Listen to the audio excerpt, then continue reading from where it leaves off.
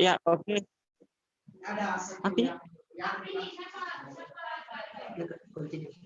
Ya, baik. Berhubung waktu sudah menunjukkan pukul 13.32 dan pemateri juga belum hadir di Zoom. Kemudian terakhir peserta itu sebanyak 37. Maaf. Terakhir tadi peserta itu sebanyak 82 dan sekarang peserta masih 39. Jadi mungkin kita bisa sambil menunggu teman-teman peserta join, jadi kita tunggu juga pemateri. Karena pemateri kita ini sangat handal. Jadi teman-teman fokus pada materi kali ini karena pemateri kita itu Presidium Nasional. Jadi sebagai peserta ya kita harus antusias menyimak materi dari Presidium Nasional. Kapan lagi kita mendapat materi dari Presidium Nasional?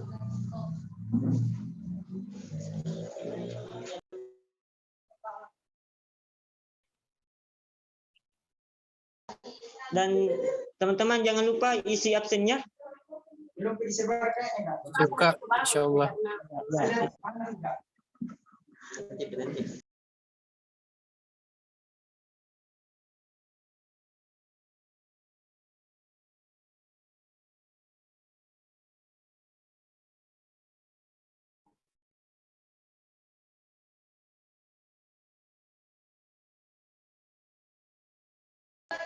Ya, mohon bersabar ya teman-teman peserta. Sabar Indonesia.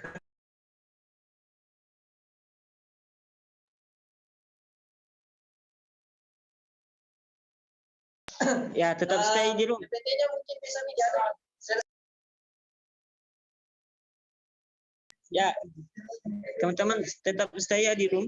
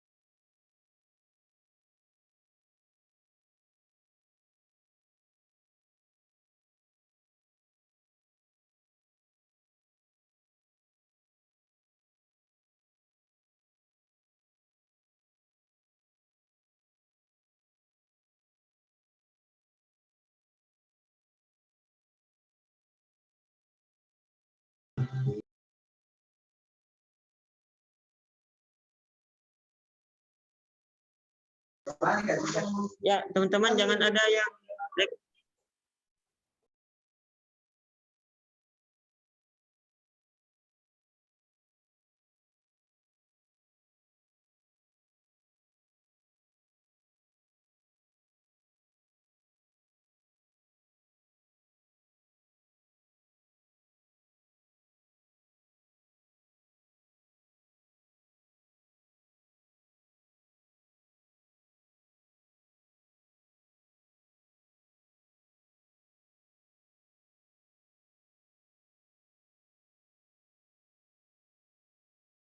info ya teman-teman yang lainnya, karena materi kedua akan segera berlangsung. Kita tunggu saja dulu, Pak Pres belum gabung juga.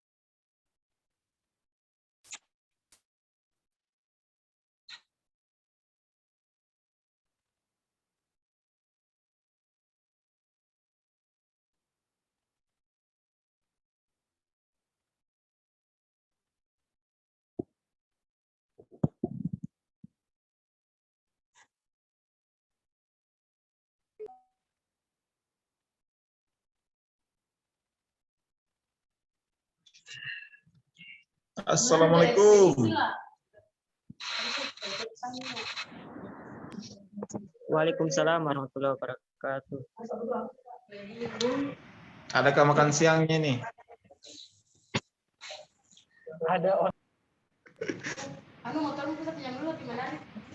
Ada Kak, dan juga sekret.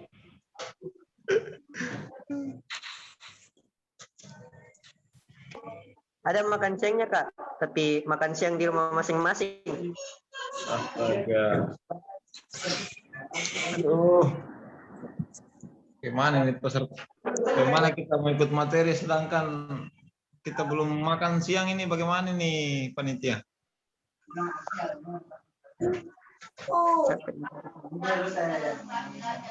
Oh, Kak Firdaus. Oh.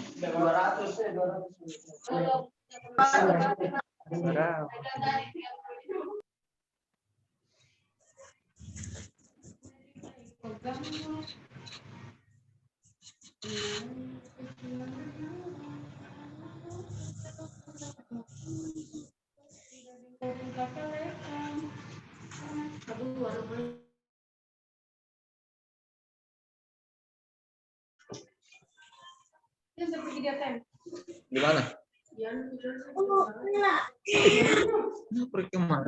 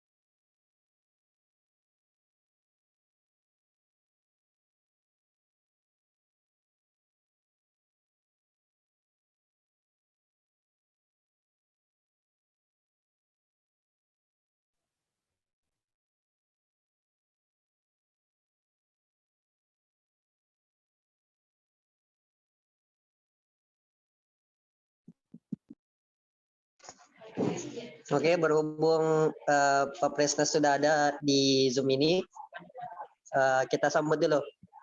Pak Pres, Assalamualaikum. Ya, halo, waalaikumsalam. Wah, gimana kabarnya Pres? Alhamdulillah baik-baiknya. Saya prepare dulu nih, baru nyampe di sini baru selesai Jumat soalnya, sholat Jumat. Wah, siap Pres, siap. Oke, sembari menunggu materi kedua kita, saya akan membacakan CV moderator. Operator, next.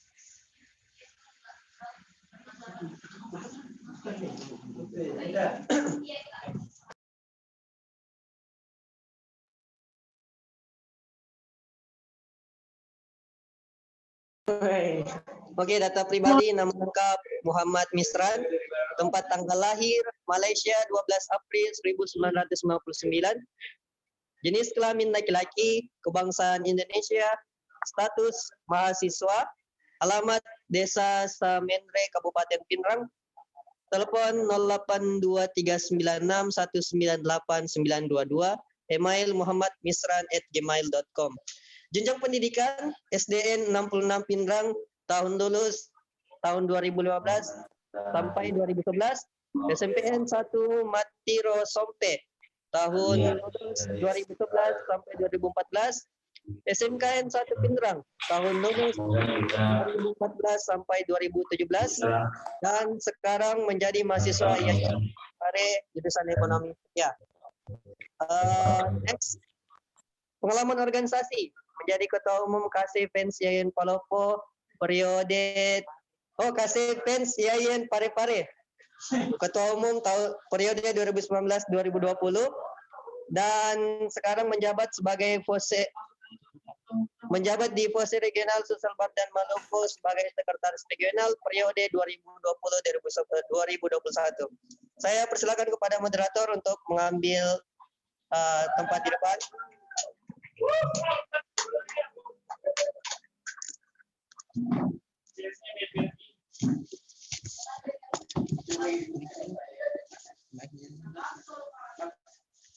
Ya, baik, bismillahirrahmanirrahim. Assalamualaikum warahmatullahi wabarakatuh.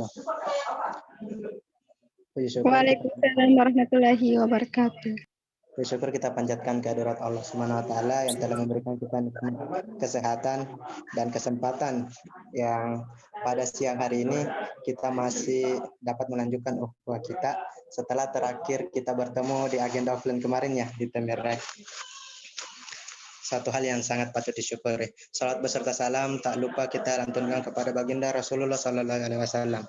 Allahumma shalli ala sayyidina Nabi yang memberikan kita cahaya Islam sehingga kita dapat merasakannya sampai sekarang. Ya, teman-teman sudah pasti tahu ya apa yang menjadi materi FDT kita pada kali ini, materi kedua ya.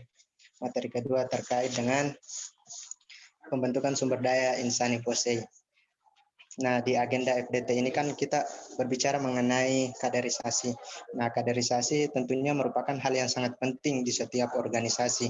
Nah, berbicara mengenai kaderisasi, pasti kita berbicara mengenai pembentukan sumber daya insani atau pengelolaan sumber daya insani. Dan untuk mencapai tujuan itu, banyak cara yang dilakukan organisasi. Dan terkhususnya mungkin Fose, kita mengenal jenjang kaderisasi seperti DI yang pernah dilewati oleh teman-teman kader sebelum masuk jadi kader KC. Nah, untuk jadi regional juga ada FDT, FLF, dan di KC juga ada SET dan lain sebagainya. Itu adalah jenjang kaderisasi dari Fose. Kemudian apalagi yang dilakukan oleh Fose yaitu membentuk modul kaderisasi dan lain sebagainya. Dan untuk materi kedua kali ini ya kita ditemani oleh pemateri yang sangat luar biasa, yang sangat handal ya, pemimpin kita juga di Fose, yaitu Pak Presnas, Pres Husni. Tadi sudah disapa, saya sapa ulang lagi ya bagusnya. Assalamualaikum Pres. Halo, waalaikumsalam. Ya, gimana kabarnya Pres? Alhamdulillah, baik-baik. Alhamdulillah. Pasti sibuk banget nih Presnas, apalagi udah mau Timilnas ya. Semangat aja Pres. Siap-siap. Siap-siap. Mungkin sebelum saya serahkan ke Pres Husni, alangkah baiknya saya bacakan dulu CV-nya ya. Nama Husni Mubarak, tempat tanggal lahir Bogor 16 November 98, agama Islam, PK 3,92. Motto menebar kebaikan yang abadi untuk kemajuan agama, bangsa dan negara. Nah, kalau dilihat saya lihat CV-nya agak panjang ya dan agak banyak juga pencapaian yang dilalui oleh Presnas, yang telah diraih oleh Presnas kita. Mungkin kalau saya bacakan semua agak lama banget gitu. Yang jelasnya Presusni itu sebelum jadi Presnes dia juga adalah Korek Jawa Barat. Kemudian dia aktif di KSI Kaisar Universitas Siliwangi. Ya, mungkin kalau mau yang kenalan dengan Presnes, ya nanti saya kasih nomornya deh terkait dengan kalau mau menghubungi lebih jauh lagi. Ya, mungkin untuk Presnes saya persilahkan untuk memaparkan materi kedua pada FDT kali ini pada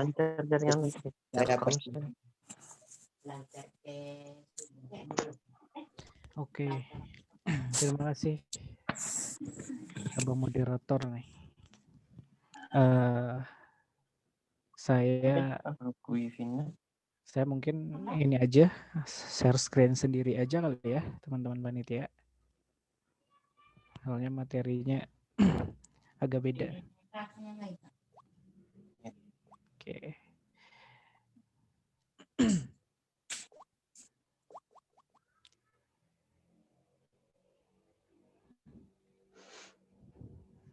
Oke, udah mulai terlihat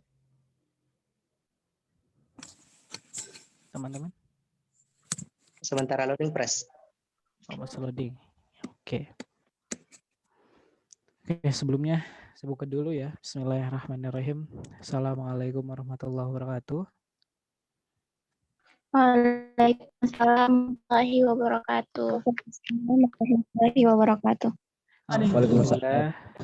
Alhamdulillahirabbil alamin wa bihi nasta'in ala amri dunya waddin. Wa ala alihi washabbihi ajmain amma ba'du. Rabbi shrah li sadri wa yassir li amri wahlul 'uqdatam min lisani yafqahu qawli.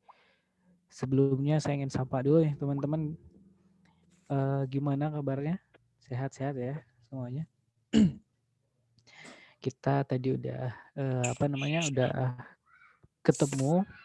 Harusnya materi yang akan saya bawakan juga besok ya teman-teman ya. Cuma ada kendala dari panitia, akhirnya di reschedule dan ya sekarang dipertemukan lebih cepat lah teman-teman ya.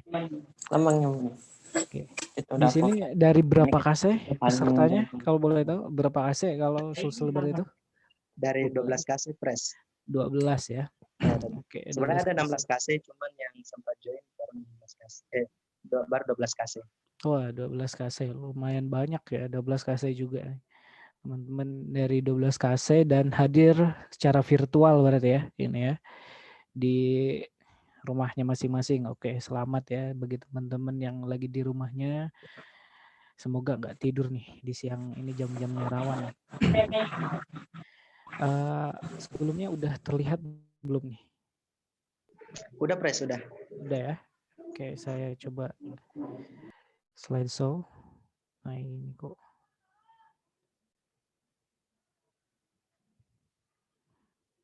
Oke teman-teman. Jadi materi kali ini kita akan, tadi materi pertama bahas apa tuh? Kalau boleh tahu. Bahas ekonomi politik Pres. Wah, ekonomi politik ya. Luar biasa tuh, menarik tuh kalau buat diskusi. Oke, lanjutannya nih ya, dari ekonomi politik kita jelaskan dulu peran kita nih. Peran kita sebagai organisasi kepemudaan, peran kita sebagai organisasi mahasiswa gitu ya, harus seperti apa gitu. Nah, di sini yang akan kita bahas teman-teman itu adalah mengenai pembentukan sumber daya insani FOSE. Jadi ini lebih ke apa ya, HRD gitu ya, atau ya sumber daya insaninya. Jadi hal-hal yang berkaitan dengan sumber daya manusia. Kayak gitu. Bagaimana sih organisasi kita itu mencetak kader? Nah, teman-teman selaku para pengurus. Nah, di sini ada pengurus KC mungkin ya. Ataupun mungkin di sini belum pada pengurus KC. Jadi masih masih jadi kader biasa gitu ya. Nah, perlu paham bagaimana organisasi itu menciptakan kader-kadernya. Karena setiap organisasi itu butuh regenerasi. Ya gitu. Setiap organisasi itu butuh regenerasi dan setiap regenerasi itu butuh pemimpin. Nah, gitu. Nah, makanya bukan berarti yang di sini itu dari sekian banyak peserta hanya satu nanti yang berhasil yang menjadi pemimpin, enggak ya. Tapi jiwa kepemimpinan itu harus dimiliki oleh setiap kader FOSE. Entah itu dia menjadi pemimpin atau enggak kayak gitu. Yang penting semua orang, semua kader itu memiliki jiwa kepemimpinan kayak gitu. Nah, dengan adanya pertumbuhan jiwa kepemimpinan itu maka melahirkan value added. Jadi lebih daripada sekedar hanya kader gitu. Nah, kita akan bahas itu bagaimana Fose membuat itu. Oke, ini biodata. Nah, yang pertama yang ingin saya katakan teman-teman. Kalau suara saya kurang jelas, boleh nanti di ini ya, diinterupsi saja. Waktu saya berapa menit, Bapak moderator? 1 jam plus 1 Wah, 1 jam. Lumayan. Ya, 2 lewat lah. Oke. Yang pertama yang ingin saya katakan, dalam ekosistem perekonomian negara, teman-teman, ada beberapa stakeholder atau pihak-pihak yang terkait, gitu ya. Yang mungkin kita kenal ada banyak lembaga, banyak pihak, termasuk ya masyarakat, gitu ya. Kayak gitu. Ada regulator, kemudian ada asosiasi industri, ada asosiasi profesi, ada asosiasi pendukung. Nah, apa itu regulator? Regulator adalah stakeholder atau misalkan pihak-pihak yang memang di sana keputusan dan kewenangannya itu meregulasi, memberikan regulasi, kayak gitu. Nah, biasanya pemerintahan, kemudian juga yang non pemerintahan juga ada kayak semisal IAEI gitu ya. Kenapa regulator si IAEI? Karena keputusan IAEI misalkan membuat kurikulum itu dijadikan dasar dan pijakan misalkan ya organisasi-organisasi ataupun jurusan ekonomi syariah di Indonesia. Makanya dikategorikan juga regulator kayak gitu.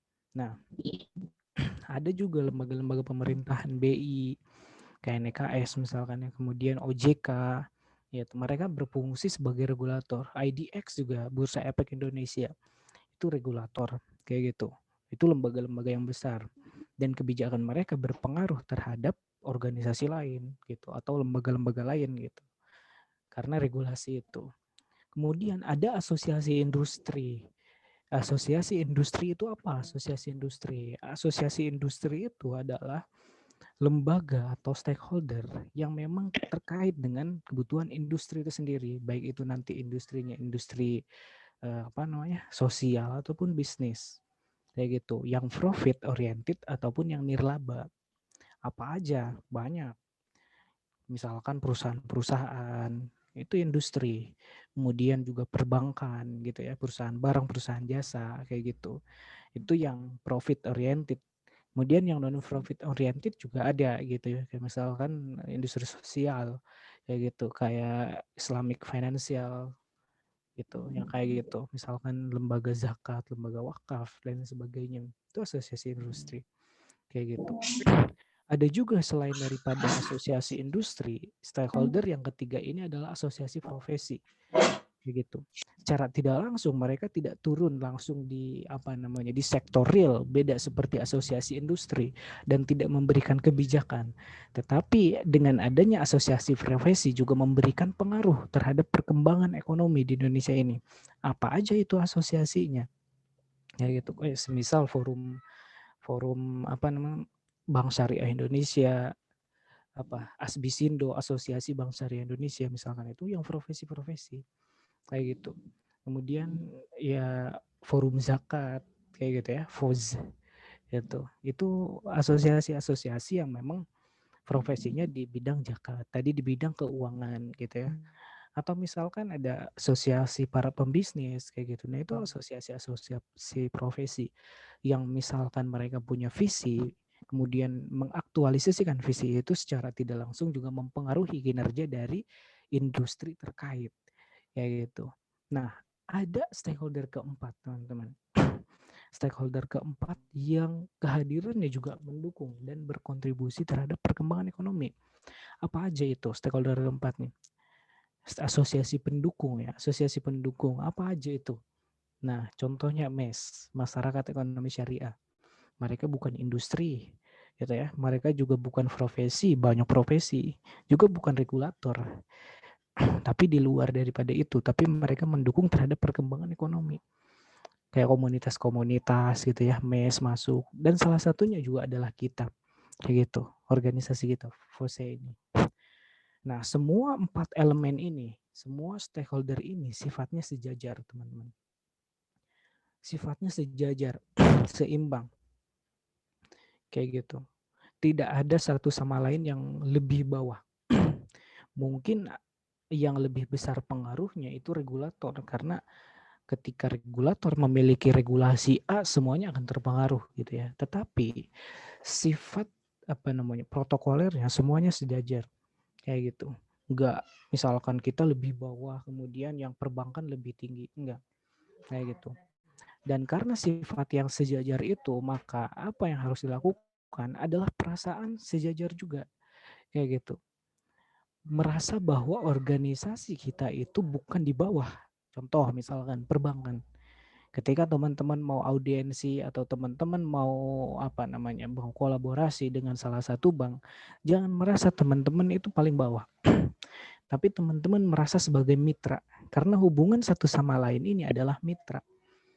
Mitra pemerintah misalkan ya, mitra sektor industri, mitra yang lainnya kayak gitu.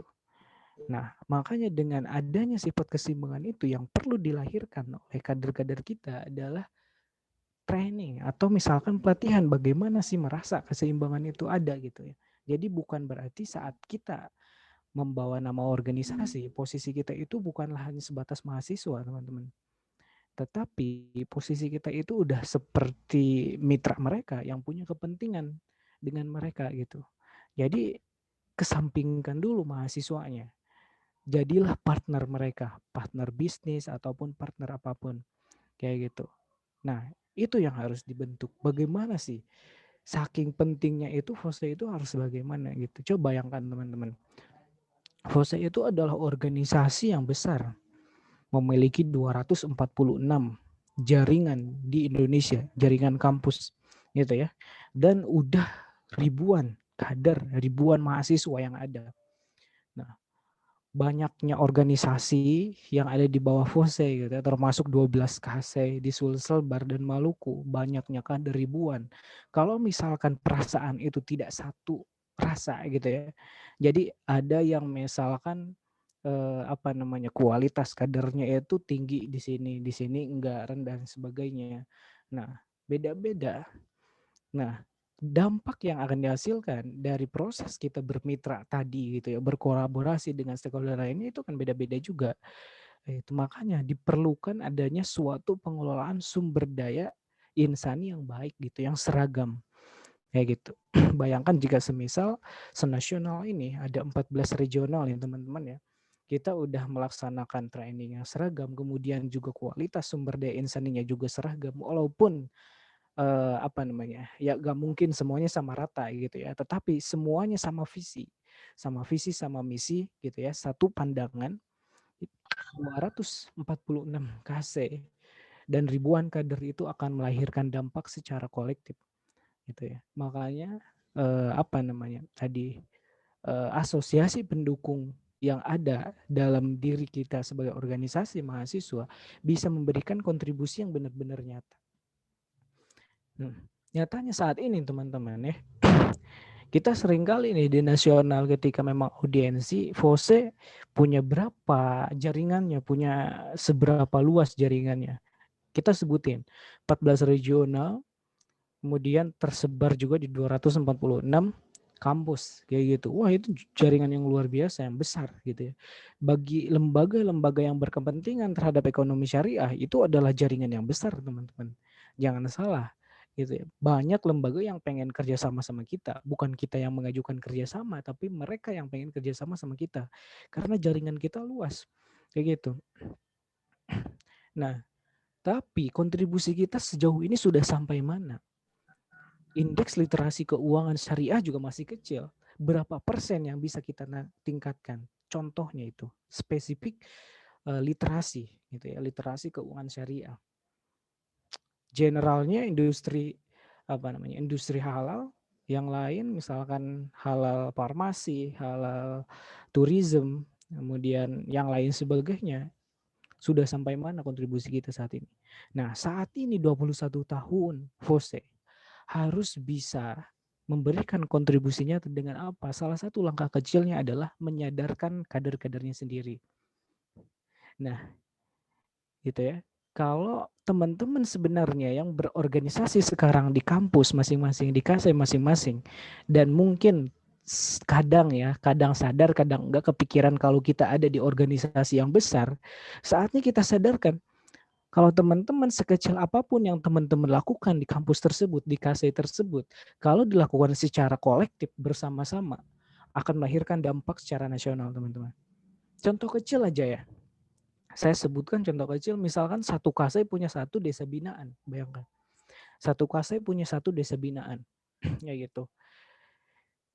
Ada 246 desa binaan di seluruh Indonesia totalnya. Bayangkan satu desa ada berapa penduduk? Contoh misalkan satu desa ada 100 penduduk gitu ya. Udah berapa ribu tuh penduduk yang kita tangani gitu ya. Nah, kita di nasional misalkan teman-teman di satu desa binaan coba tingkatkan satu literasi keuangan syariah, atau misalkan tingkatkan literasi ekonomi syariah tentang satu misalkan literasi berzakat aja. Kayak gitu. Semuanya ikut literasi berzakat. Bayangkan ada ribuan penduduk di desa-desa binaan kita misalkan yang terliterasi. Kayak gitu. Nah, cuma pertanyaannya apakah itu udah kita lakukan? Belum seragam. Kayak gitu. Banyak faktornya. Kenapa belum seragam? Banyak faktornya. Kita masih sibuk internal lah, kita masih sibuk ngapain lah, kita masih belum selesai urusan inilah, itulah. Salah satunya juga kader-kader kita belum sepenuhnya semuanya sadar kalau kita berada di organisasi yang besar jaringannya. Kayak gitu. Bagi teman-teman yang udah sadar, tinggal memikirkan bagaimana ini kita harus bertindak. Yang di KASE pasti, wah ini program KASE, saya punya program ini nih, bagus nih. Coba teman-teman KASE yang lain ada misalkan. Akhirnya satu sama lain saling komunikasi. Nggak sibuk ngurus internal sendiri misalkan. Nah, cuma memang kelemahan kita tiap tahun adalah ngurus internal terus. Sementara isu eksternal jarang kita gaungkan gitu ya. Paling di program-program kita aja biasa, yang Temilnas, yang Munas gitu ya, kemudian yang Kamnas dan sebagainya. Kayak gitu. Nah, makanya perlu membentuk. Nah, ini modul kaderisasi sekarang ini luar biasa nih. Perlu membentuk kualitas sumber daya insani yang memang salah satunya adalah peka dengan kondisi yang ada kayak gitu, dan menjadikan organisasi kita memiliki dampak yang besar di sekeliling kita. Nah, bagaimana sih FOSE itu membentuk sumber daya insani? Apa aja landasan-landasannya? Landasan-landasannya di sini ada 4. Kalau misalkan teman-teman baca modul, karena ini adalah bagian daripada modul ya, teman-teman. Jadi panitia pengen saya jelasin modul kayak gitu, cuma modul itu panjang pres gimana, ya udah santai aja, soalnya kita di nasional juga udah punya PPT-nya mengenai modul, dan ini materi ini saya ambil sedikit-sedikit dari modul kayak gitu. Nah, uniknya teman-teman ya, modul kaderisasi di FOSE juga itu baru masif itu tahun-tahun ini aja kayak gitu. Sebelumnya kemarin itu walaupun modul udah 3 tahun, banyak sekali Bapernas yang daftar di kaderisasi. Ini ya, Bapernas kaderisasi loh, bayangin. Ketika saya tanya teman-teman tahu modul gak, modul kaderisasi, banyak yang menjawab ya belum pada tahu gitu ya. Dan alhasil kalau misalkan teman-teman terpilih, tugas pertama saya adalah baca modul kaderisasi itu, yang berapa halaman tuh saya lupa ya. Baca semuanya. Ketika udah dibaca, saya minta tanggapannya gimana teman-teman, hasilnya, apa isinya, kontennya. Wah ternyata kayak gitu pres ya. Iya, baru sadar deh. Saya juga baru sadarnya ketika mau jadi presnas, pas jadi korek ya, pas jadi korek. Terus pada waktu itu mau FLF atau apa gitu ya, saya baca modul, wah ternyata kayak gini ya. Harusnya sebelum jadi korek saya udah baca modul. Ya gitu. Dan ternyata banyak sekali hal-hal yang tidak sempat dilakukan padahal di modul itu udah ada. Bagi pengurus KASE apa sih kepentingannya? Banyak rekomendasi di modul itu untuk KASE juga teman-teman. Bagaimana sih mengelola sumber daya insani KASE? Banyak di modul itu. Oh ternyata kayak gini. Jadi nanti apakah udah terlaksana atau belum nih di KASE? Kayak gitu. apa aja landasannya? Pertama landasan teologis, landasan filosofis, kemudian juga landasan sosiohistoris, landasan konstitusi. Kayak teologis apa? Teologis adalah apa namanya?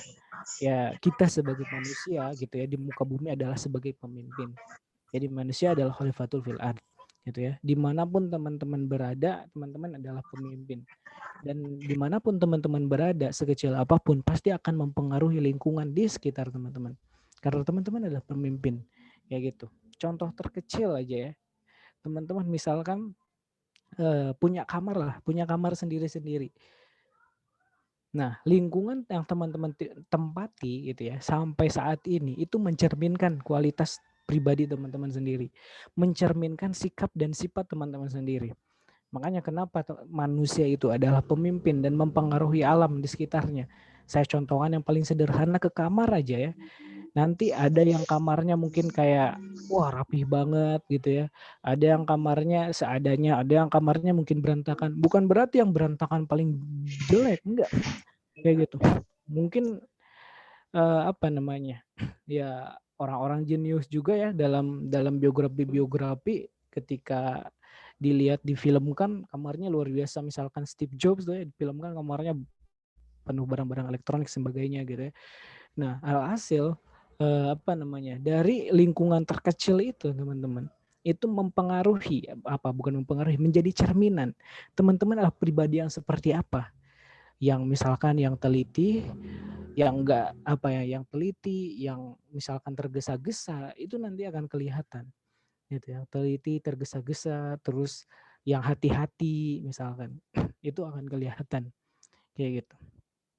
Landasan filosofis juga gitu ya, landasan filosofis karena karena perbankan atau misalkan kita Indonesia gitu ya, bukan perbankan aja tapi semua sumber daya yang dimiliki Indonesia termasuk juga agamanya mayoritas Islam dan sebagainya itu adalah modal. Kenapa ekonomi syariah belum bisa maju gitu ya? Padahal lembaga-lembaga syariah juga sudah banyak gitu dan sebagainya. Sosiohistoris dan juga konstitusi, amanah konstitusi mengamanahkan kita untuk membentuk kualitas SD gitu ya dalam ADRT dan TKO organisasi kayak gitu. Ini landasan-landasannya pembentukannya teman-teman. Kemudian nilai-nilainya apa?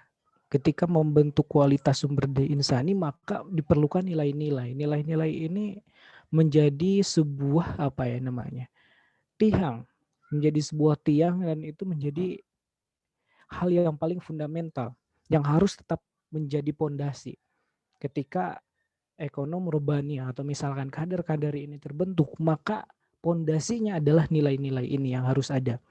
Kayak gitu, apa aja. Dan ini yang udah teman-teman kenal ya pasti. Uhuwah, dakwah, dan ilmiah. Kayak gitu. Nah, apa ini tagline Fose? Uhuwah, dakwah, ilmiah. Iya, ini tagline Fose. Kayak gitu. Tapi ini juga nilai-nilai yang bukan hanya sebatas tagline tapi juga harus ada tertanam dalam diri kita sendiri. Kayak gitu. Uhuwahnya, dakwahnya, dan ilmiahnya. Kenapa sih ini menjadi nilai-nilai? Karena teman-teman, dari nilai-nilai ini melahirkan 13 karakteristik. Wah, ini berat sekali nih tugas kaderisasi. Tugas salah satunya FDT ini nih. Apa aja sih yang harus dicapai kayak gitu ya. Nah, dari 3 nilai ini melahirkan 13 karakteristik. Semisal uhuwah. Uhuwah itu kader-kadernya harus memiliki pemahaman akidah yang lurus. Kemudian Islam yang moderat.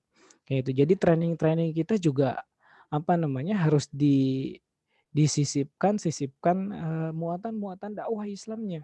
Kayak gitu ya, supaya tidak terlalu fanatis terhadap satu golongan tertentu. Kita itu berbeda-beda. Apalagi Indonesia ya. Kayak gitu, berbeda-beda. Supaya tidak terlalu fanatis kader Fose itu. Apalagi bukan hanya mazhab yang banyak ikhtilaf gitu ya, tapi ekonomi syariah pun banyak perbedaan gitu ya. Kenapa? Karena buah dari hasil pemikiran dan interpretasi para ahli, para ulama dulu gitu ya. Tentang satu hadis, penafsiran hadis ataupun ayat Al-Qur'an. memiliki karakter yang kokoh dan mandiri, kepribadian yang dinamis, kreatif, inovatif, kepekaan sosial, hubungan baik dengan sesama, dan rasa kepemilikan terhadap visi organisasi. Kayak gitu. Ini yang harus ditingkatkan nih.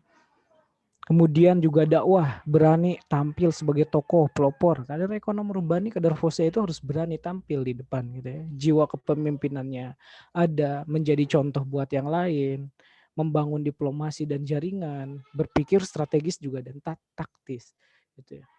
Ilmiahnya pengetahuan ekonomi syariah yang luas, wawasan global juga yang luas, mengedepankan berpikir ilmiah dan kritis. Nah, 13 karakteristik ini yang harus terpupuk dalam diri setiap kader. Nah, ini makanya berat sekali nih amanahnya. Makanya kita tahun ini rencananya pengen membentuk indeks kompetensi kader FOSE. Apa itu indeks kompetensi? Jadi teman-teman yang udah FDT minimal harus apa? Harus udah bisa apa? Kayak gitu. Minimal kepekaan sosialnya tinggi misalkan. Terus memiliki jaringan yang tinggi gitu ya. Dan sebagainya. Jadi kita akan buat indeks itu untuk menginterpretasikan ini karakteristik ini kayak gitu. Kayaknya berat sekali teman. Nah, sekarang kita konsepnya.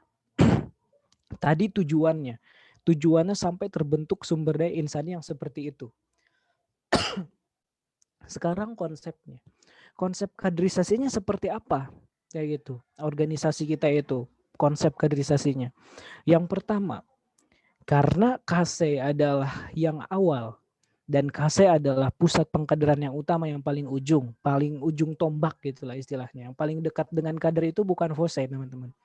Tapi yang paling dekat dengan kader itu adalah teman-teman KC. Maka KC sebagai pusat pengkaderan.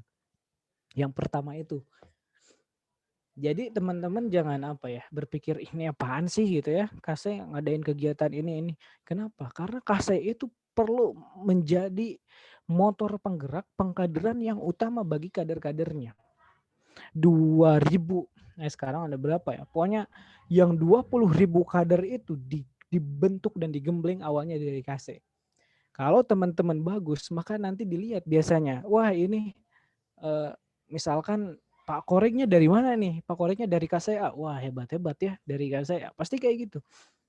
Kayak sekarang nih udah ada beberapa yang tercap KC-nya itu melahirkan kader-kader yang militan. Kayak gitu ya, kader-kadernya yang banyak berprestasi, kemudian kontribusi di FOSE-nya luar biasa, kayak gitu. Wah KC apa KC ini? Wah jelas KC ini udah luar biasa nih. Karena yang paling penting adalah bagaimana KC itu melahirkan SDM yang luar biasa juga. Bukan berarti yang luar biasa itu yang menjadi presnas. Enggak. Yang luar biasa itu yang bisa memberikan nama baik, memberikan kontribusi dan nama baik kepada KC-nya sendiri. Baik itu nanti dia berprestasi, misalkan dia menjadi orang yang misalkan punya A, punya B, value added-nya gitu ya, punya bisnis dan sebagainya, membantu sama dan kontribusi terhadap ekonomi syariah, itu yang seperti itu yang itu yang pertama. Yang kedua, pembinaan 100% input, 100% output. Nah, apa sih ini? Di FOSE itu tidak ada mekanisme seleksi, teman-teman. Jadi kalau misalkan teman-teman gabung FOSE, ikut D. Nah, kemudian mau ikut jenjang kaderisasi tingkat 2, tingkat 3 gitu ya. Itu teman-teman gak usah bersusah payah seleksi. Wah, ini saya pengen ikut sampai jenjang kaderisasi tingkat 3 gitu ya. Gimana caranya, misalkan harus seleksi kayak SBMPTN misalkan atau seleksi kayak apa gitu ya, enggak perlu. Teman-teman tinggal daftar udah kayak gitu. Mau itu nanti teman-teman ikutnya 1 kali 2 kali bukan menjadi kendala gitu ya, karena pembinaan 100% input, 100% output. Jadi kalau misalkan digambarkan itu bukan segitiga itu atasnya atasnya tinggi, runcing, bawahnya enggak kan. Nah, jadi makin atas makin sedikit. Tapi pengkaderan di FOSE itu atas dan bawah itu sama gitu ya, kayak kotak lah ya, kotak kayak gitu. Input, proses, output, konsep ketiga. Nah, ini lebih lengkapnya di modul ya. Apa inputnya? Mahasiswa baru kah atau mahasiswa yang lama? Prosesnya bagaimana? Nah, ini prosesnya di modul nanti. Outputnya harus menjadi seperti apa? Salah satunya adalah tadi karakteristik tadi. Gitu ya. Kemudian yang 4 nih, yang harus betul-betul ada dalam setiap setiap kader, kayak gitu ya. Apa itu? Dakwah itu merangkul, bukan memukul, kayak gitu. Nah, jadi nuansa pengkaderan yang dibawa itu bukan nuansa militeristik ya. Kalau semisal ospek biasanya tuh. Jadi nggak seperti itu. Jadi nuansa yang harus dibuat itu adalah nuansa kekeluargaan. Gitu ya. Antara misalkan senior itu sebagai kakak gitu ya. Juniornya sebagai adik. Yang begitulah. Jadi dakwah itu merangkul bukan memukul. Begitupun cara kita mendakwakan keluar gitu ya. Dari pengurus ke kadernya, dari kader keluar juga sama kayak gitu. Nah, ini konsep-konsepnya teman-teman. Nah, ini urgensinya ya, urgensi KC. Kenapa KC itu sangat penting tadi sampai menjadi ujung tombak gitu ya. Karena membangun KC itu sama dengan membangun FOSE. Jadi baik buruknya FOSE teman-teman itu bukan karena kita, bukan karena saya di nasional, di kampus masing-masing. Tapi baik buruknya FOSE itu tergantung teman-teman KC itu sendiri. Ada yang melihat FOSE itu kurang baik karena mungkin KC-nya juga kurang baik. Gitu ya. Ada yang melihat FOSE itu luar biasa karena KC-nya juga luar biasa. Makanya cerminan FOSE di kampus masing-masing itu adalah KC. Kayak gitu. Saya titip kepada teman-teman pengurus KC, jaga nama baik kita, organisasi kita sama-sama dan berikanlah kontribusi sekecil apapun gitu ya di KC masing-masing. Kayak gitu. Nah, ini tadi yang 100% input, 100% output ya. Nah, ini tadi inputnya apa? Mahasiswa lama, mahasiswa baru. Prosesnya bagaimana nih prosesnya? Prosesnya lewat pembinaan, pelatihan, penjagaan gitu ya. Mungkin ini FDT masuknya ke dalam pembinaan dan pelatihan gitu ya. Nah, harus ada juga pengkaryaan, kemudian dievaluasi. Jadi teman-teman kader itu jangan hanya dijadikan objek, teman-teman. Ini buat pengurus ya, buat pengurus dan yang akan menjadi pengurus. Teman-teman kader itu jangan hanya dijadikan objek program. Teman-teman ketika punya program langsung, wah programnya adalah untuk kader. Tapi ajak kader itu supaya bisa berkarya. Berkarya itu luas, baik itu nanti berkaryanya melahirkan satu bentuk hasil karya, misalkan karya tulis, karya apa gitu ya, ataupun jasa nanti. Mereka misalkan berkontribusi dalam satu program apa gitu ya, menciptakan program, itu juga sebuah karya gitu. Cuma sekarang di FOSE itu yang baru sering itu adalah diajak untuk berkarya misalkan untuk lomba. Biasanya baru berkarya, nggak apa-apa. Yang awalnya misalkan dipancing dengan lomba Temilnas yuk. Atau misalkan Temirek buat kader sok bikin apa? Bisnis plan misalkan. Kemudian bikin karya tulis ilmiah. Harusnya walaupun nggak ada lomba pun disuruh untuk berkarya. FOSE KC kalian misalkan buat jurnal kayak, atau misalkan ditargetkan 1 tahun tembus 1 jurnal dari tulisan kader itu. Kemudian dihakikan luar biasa tuh. Menjadi prestasi. Kayak gitu. Dan dievaluasi. Outputnya adalah tadi karakteristik ekonomi urbani. Kayak gitu. Nah, tadi konsepnya teman-teman. Sekarang sarananya. Sarananya seperti apa? Outputnya udah tadi di awal, oh jadi kader FOSE itu harus seperti ini. Kayak gitu ya, outputnya udah.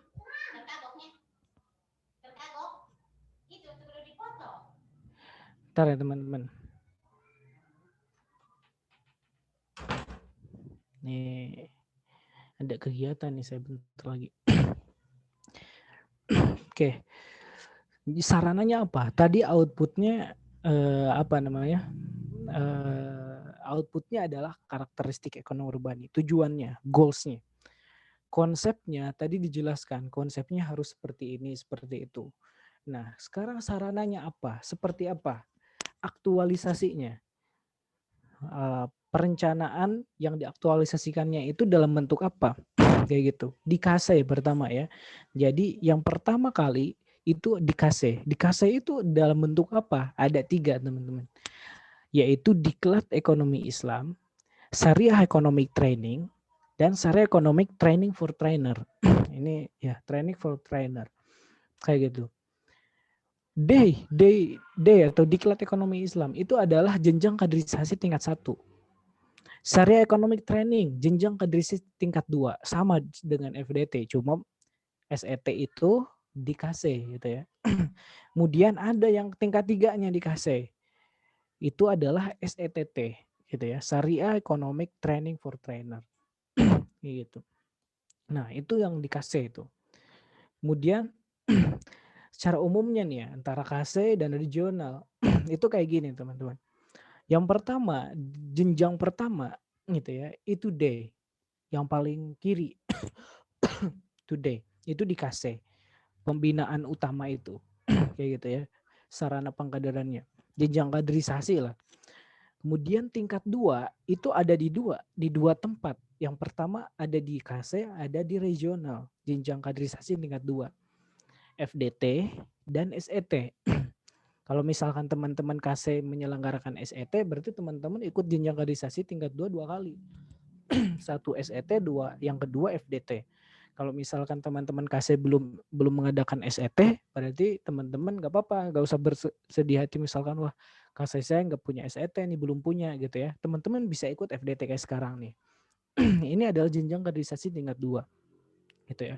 Jenjang kaderisasi tingkat 3 itu di regional gitu ya, hanya di regional, yaitu adalah FLF, Fosse Leadership Forum. Nah, 3 ini kenapa diwarnai?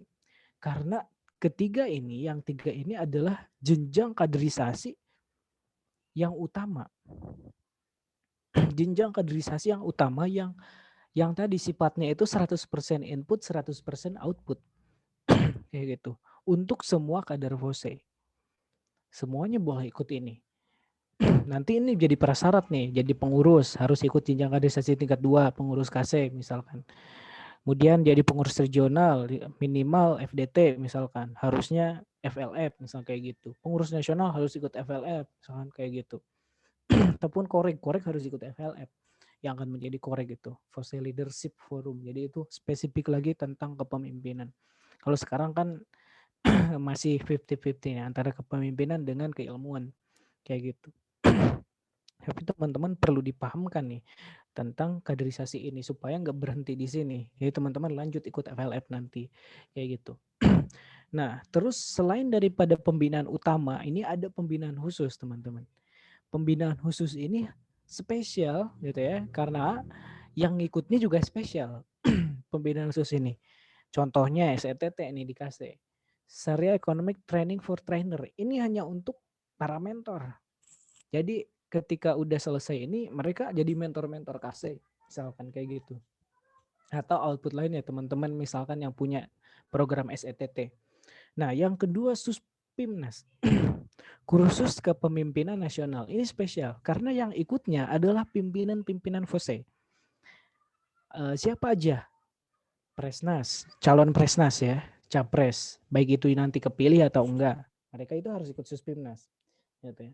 Kemudian korek terpilih itu harus ikut Suspimnas dan ini langsung, pokoknya harus langsung diusahakan harus langsung, nggak bisa online kayak gitu karena banyak muatan-muatan yang memang harus langsung ketemu, yaitu dipraktekkan secara langsung kayak gitu. Ini yang paling tinggi. Pengkaderan di Fosse yang paling tinggi itu adalah Suspimnas, tapi bukan pengkaderan utama yang wajib diikuti semua kader, gitu ya. Tapi hanya untuk kader-kader tertentu saja yang misalkan mereka adalah calon Presnas ataupun korek-korek terpilih, kayak gitu. Nah ini jenjang kaderisasinya di Fosse teman-teman. Nah ini pembinaan utamanya, kemudian ini pembinaan khusus. Ada lagi tuh satu pembinaan khusus kayak misal di regional training supervisor.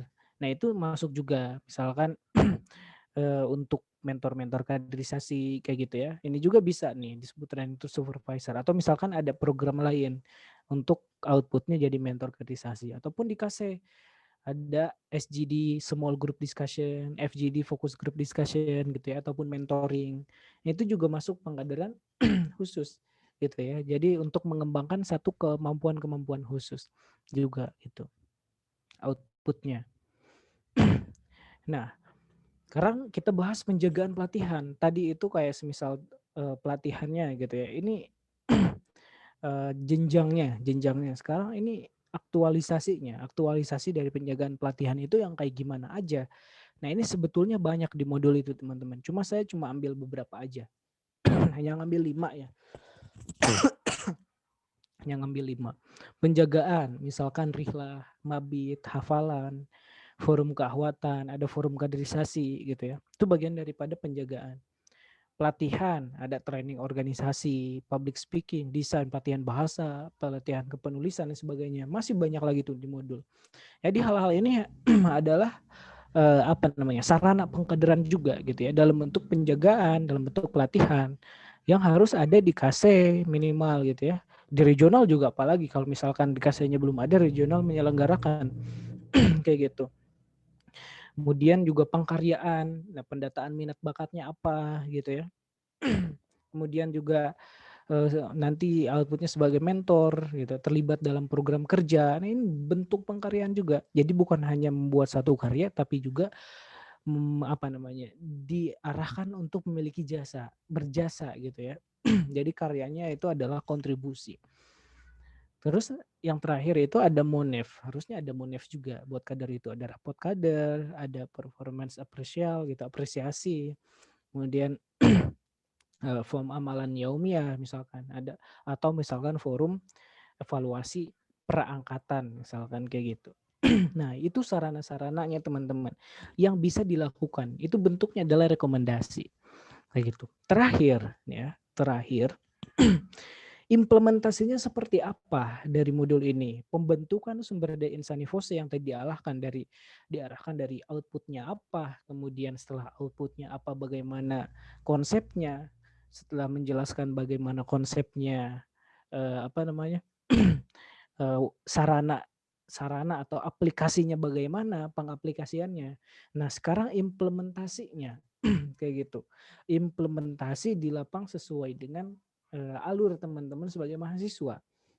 Bagaimana misalkan? Karena ini perlu dijelaskan juga sebagai bentuk rekomendasi nih bagi teman-teman yang nanti akan menjadi pengurus KC ataupun pengurus regional gitu ya. Pertama teman-teman, ini yang paling atas adalah kader-kader misalkan calon lah ya, mahasiswa baru ataupun mahasiswa yang udah lama kayak gitu. Nah, semester 1 nah, rekomendasi atau idealnya semester 1 itu mereka udah ikut day. Kayak gitu. Jadi sebelum ya pas semester 1 itu mereka udah ikut pra-day lah. Jadi pas semester 1 mereka ikut day Diklat Ekonomi Islam semester 1 gitu ya. Kemudian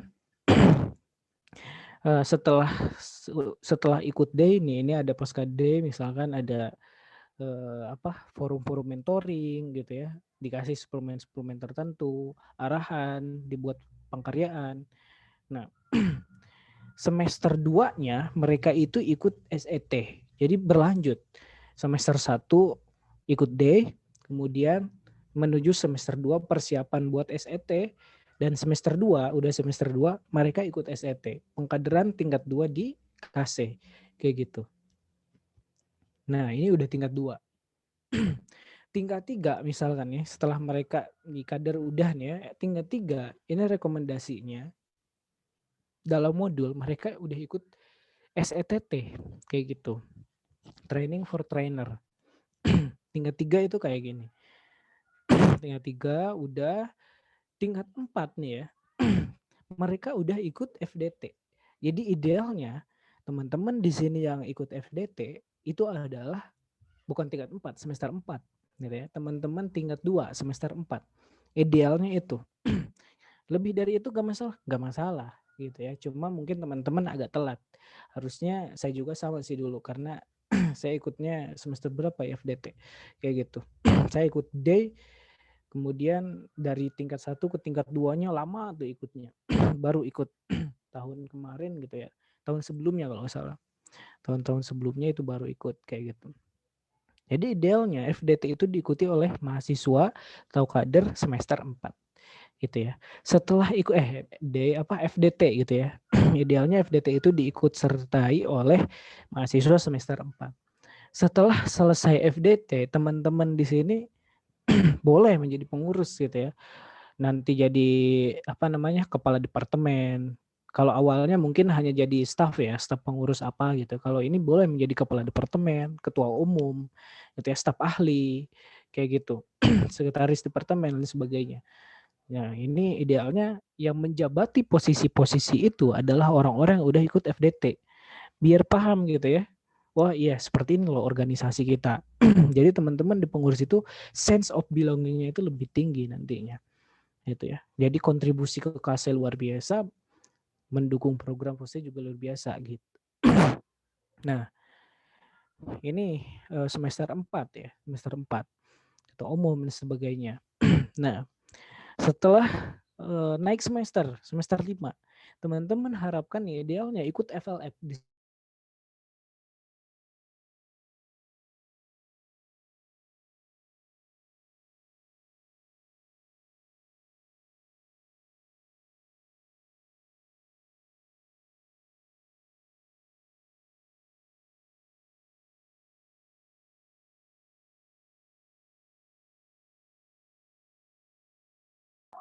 Halo Kak, Kapres Husnu.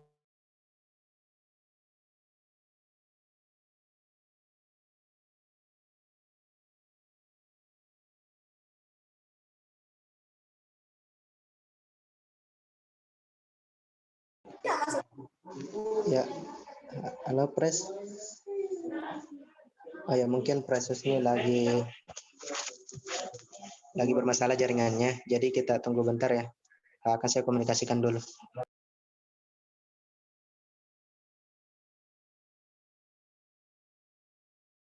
Iya, tapi sejauh ini apa yang sudah dijelaskan oleh Presnas, teman-teman sudah paham ya, terkait dengan alur kaderisasi, terkait dengan FDT atau apapun itu. Kak, Alhamdulillah.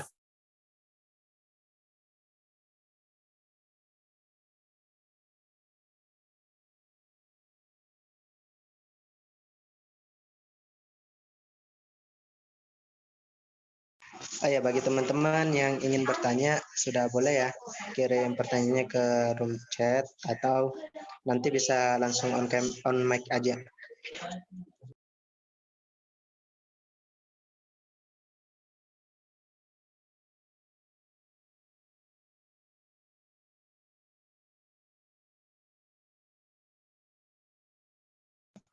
Ya, Presnya sudah bergabung bersama kami. Mungkin panitia bisa jadikan co-host dulu. Ya, terdengar Pres. Oke, maaf nih, tiba-tiba keluar. Enggak apa Pres, lanjut aja Pres. Oke. 5 menit lagi ya Pres. Oke, siap. Ini bentar lagi juga selesai kok. 5 menit lagi. Tadi udah terlihat ini? Udah Pres, sudah. Oke, udah ya. Tadi kita baru sampai sini.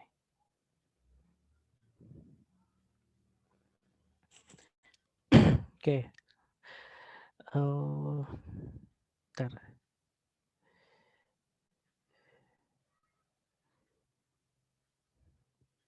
Oke, tadi ya semester 5 teman-teman. Semester 5 itu idealnya teman-teman udah ikut FLF kayak gitu.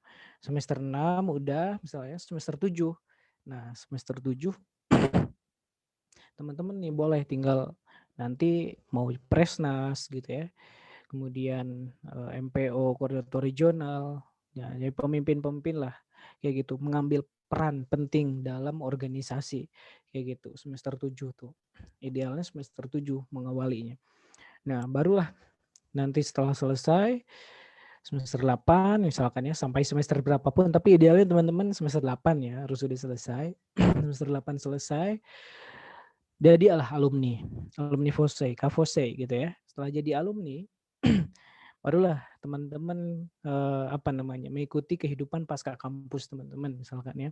Ada yang nanti itu di sektor profesional mungkin ya, ada di sektor swasta, ada di kebijakan-kebijakan gitu ya, di pemerintahan Itu kenapa sih ini dimasukkan ke implementasi? Karena teman-teman, kader FOSE itu titel sebagai kader itu nggak habis selama menjadi mahasiswa. Jadi karakteristik ekonomi urbani tadi itu harus terpelihara, harus terpupuk dan terpelihara sampai kita udah selesai menjadi mahasiswa, dimanapun nanti kita berkontribusi, gitu ya. Makanya kenapa 20.000 kader itu, kenapa tetap disebut kader? Karena kader itu sampai mati. Gitu ya, bukan anggotanya udah selesai, tapi kader masih tetap, kita tetap menjadi kader ekonomi syariah. Dimanapun kita berada, harapannya bisa berkontribusi. Saat ini udah ada kakak-kakak kita semua nih yang di tahap pasca kampus ini, misalkan di sektor kebijakan publik, misalkan pemerintahan, di bidang eksekutif udah ada, legislatif juga udah ada, yudikatif saya kurang tahu ya yudikatif, tapi kayaknya ada juga jurusan hukum ya, hukum kayak gitu. Kemudian swasta banyak, pengusaha banyak, pegawai swasta apalagi dan lain-lain sebagainya. Profesional, akademisi apalagi banyak banget. Kakak kita yang akademisi, praktisi juga banyak, ulama juga banyak kayak gitu. Semua sektor ini dimanapun berada nanti kader FOSE harus tetap memberikan kontribusi terhadap ekonomi syariah. Diupayakan seperti itu, pembinaan itu sampai tua nanti gitu ya. Dan forum alumni atau KFOSE itu adalah forum untuk menjalin simpul-simpul itu.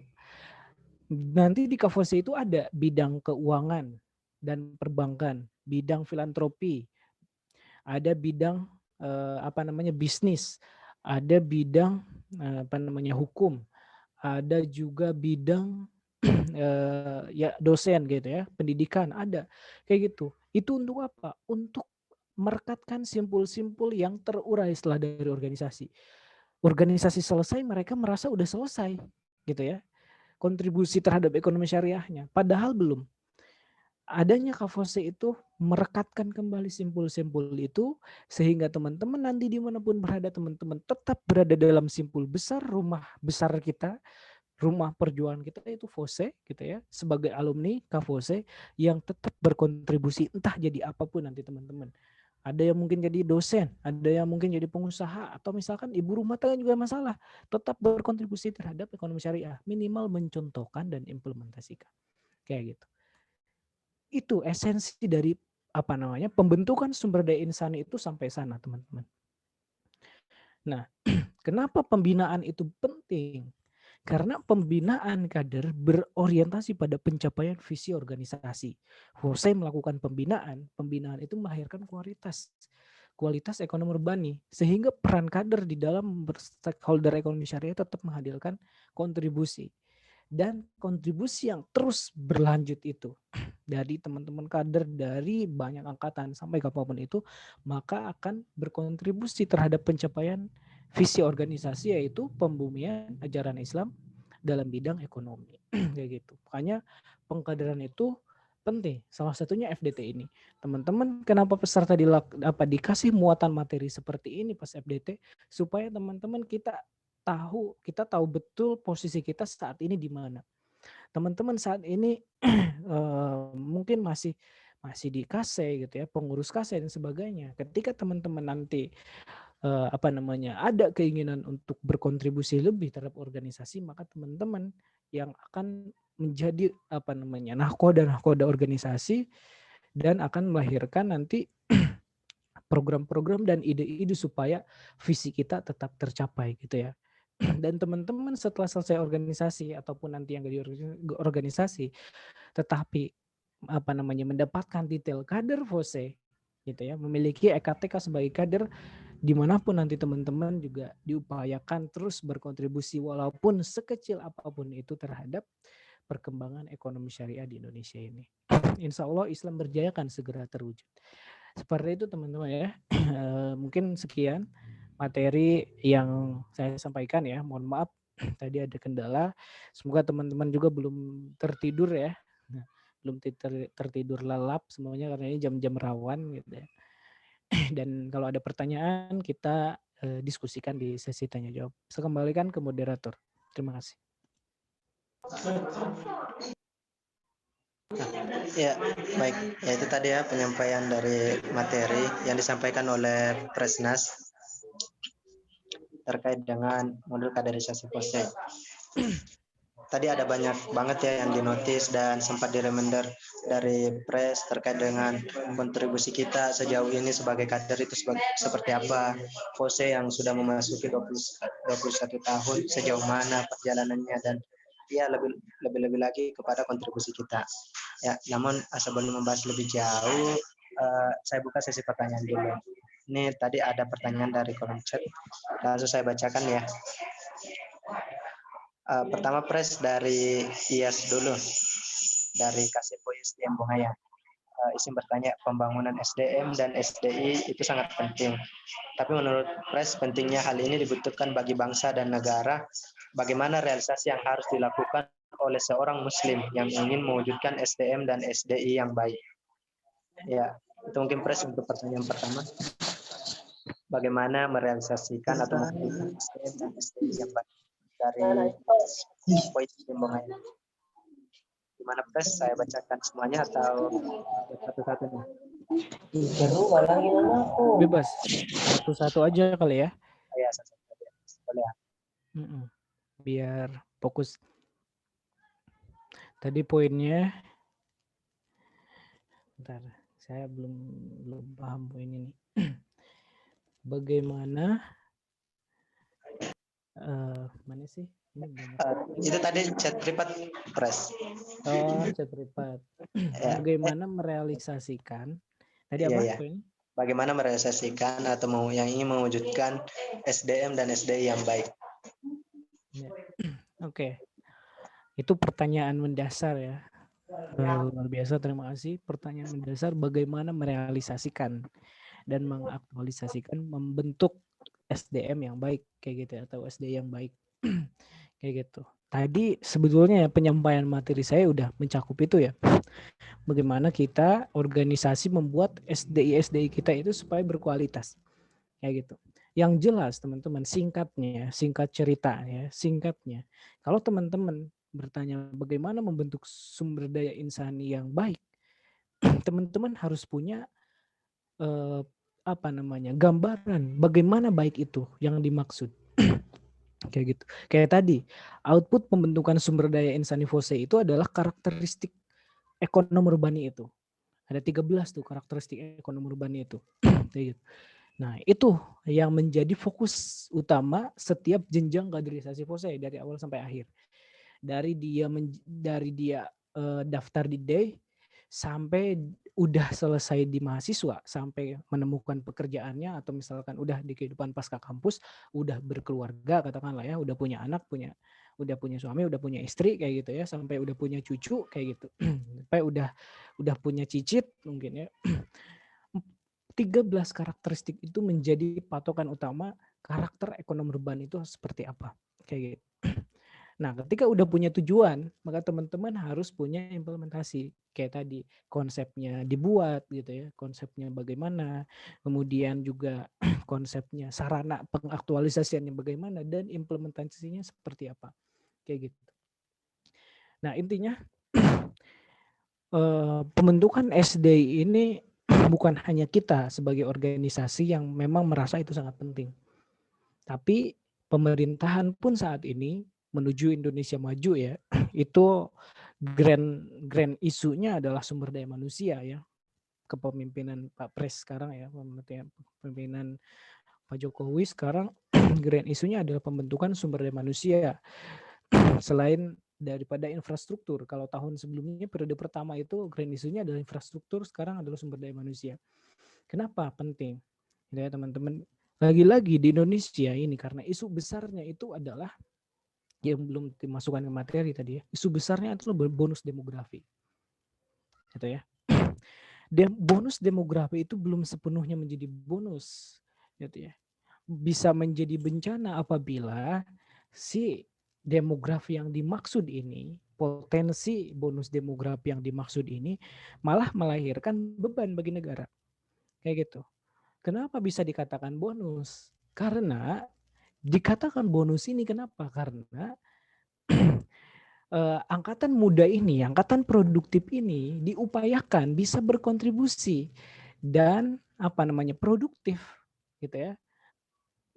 Tingkat produktivitasnya itu tinggi sehingga nanti itu harapannya meningkatkan produk negara, pendapatan negara, pengeluaran negara gitu ya. Kemudian meningkatkan lowongan kerja, mengurangi pengangguran ke sana nanti.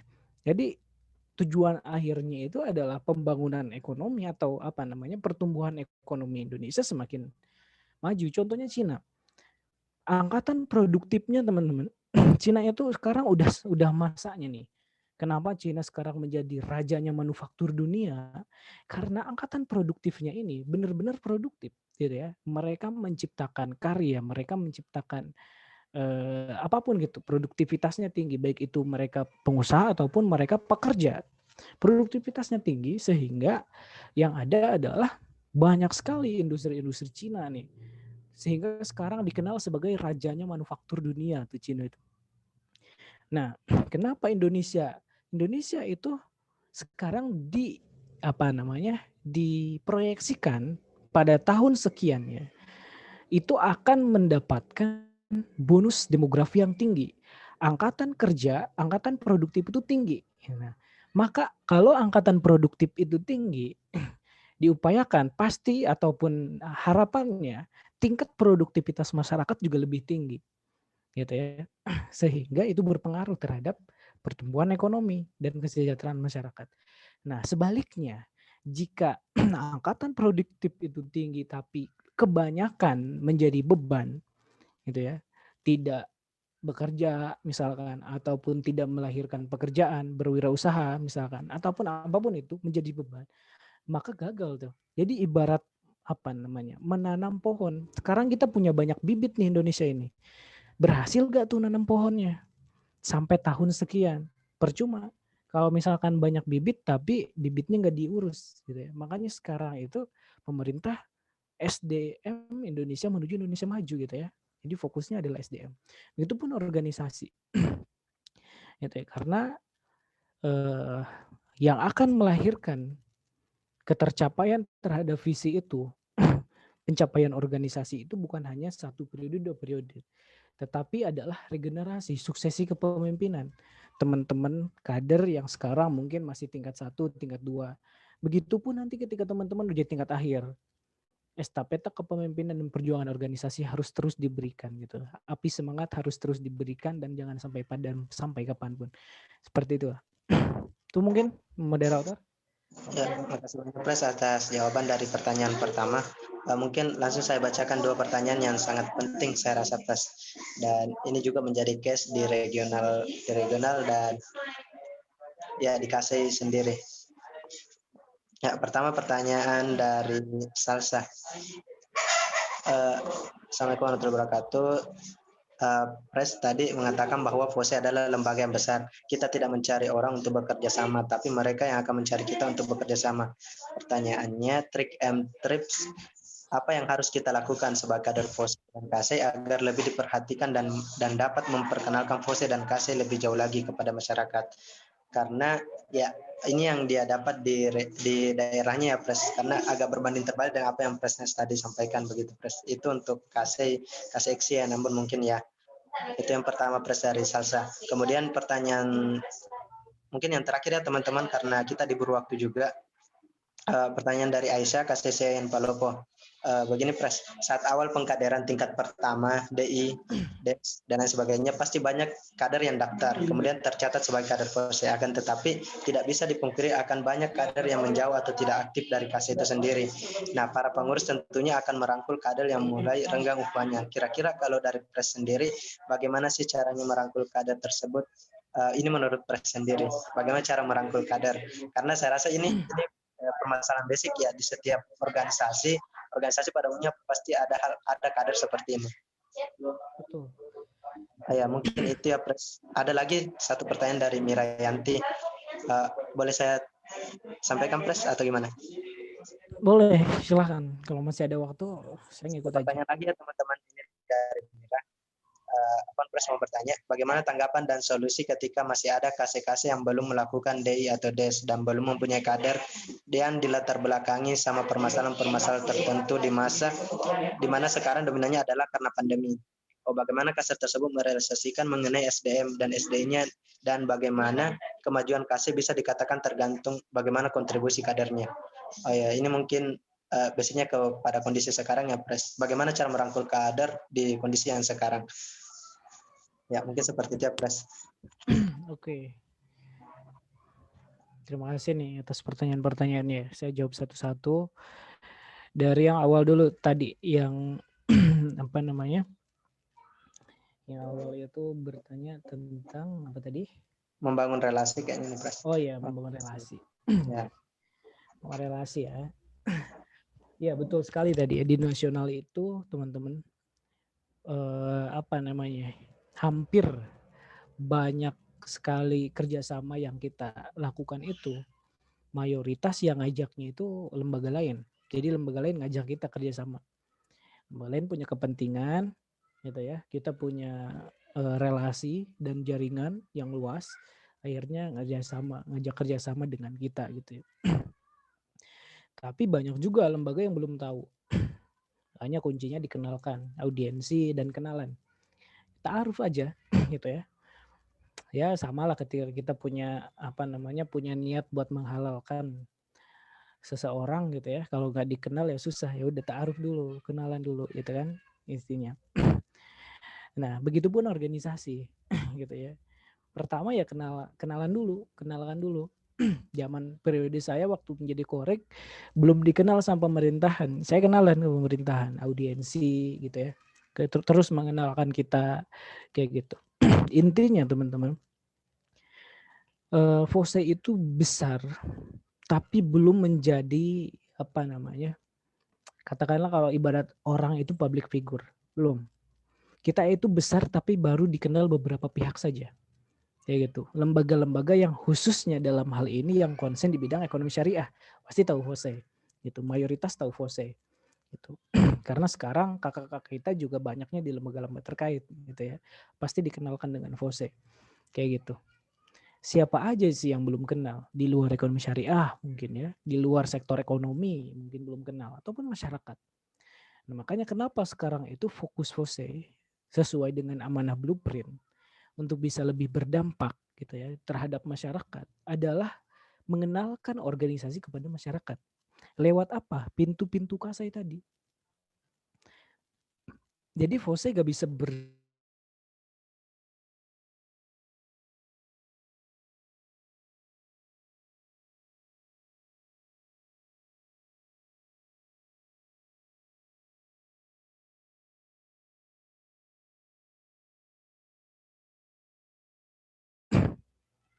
targetnya seperti itu.